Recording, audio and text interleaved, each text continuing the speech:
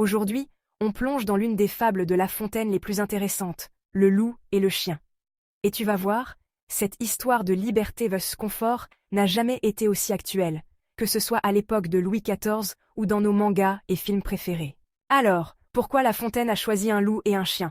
Et comment cette fable s'applique encore aujourd'hui, y compris dans la pop culture? Allez, on découvre ça ensemble. Le loup, à l'époque de La Fontaine, représentait la liberté à l'état sauvage. C'est l'animal indépendant qui fait sa vie comme il l'entend, même si c'est plus risqué. Le chien, par contre, c'est l'image parfaite de l'animal domestique. Bien nourri, mais attaché à son maître et obéissant à ses règles.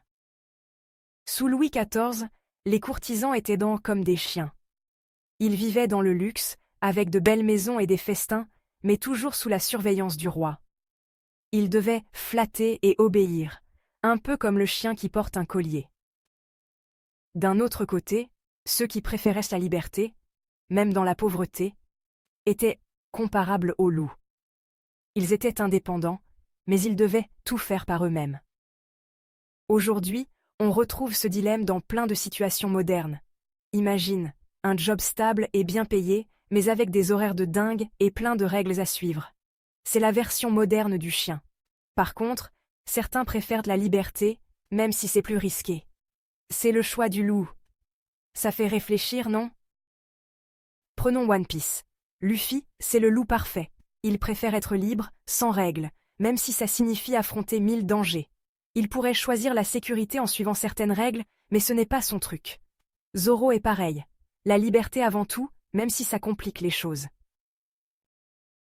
Dans les jeux vidéo, on retrouve ce choix tout le temps. Tu peux jouer en mode facile, c'est confortable, comme le chien, mais ça te limite. Ou tu peux choisir le mode difficile, comme le loup, c'est plus dur, mais tu es libre d'explorer et d'essayer plein de choses. À toi de choisir. Regardons Iron Man. Tony Stark pourrait rester bien tranquille sous les ordres du gouvernement, mais il préfère la liberté, même si ça veut dire se battre contre les systèmes en place. Un vrai loup.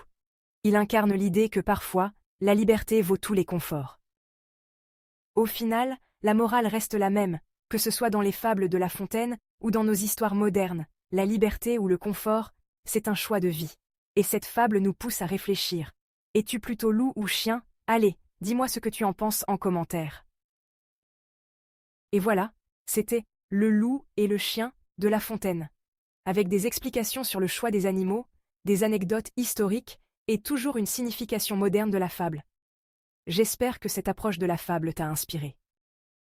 Si tu as aimé, n'hésite pas à liker, à commenter, t'abonner et partager. À la prochaine pour une nouvelle vidéo.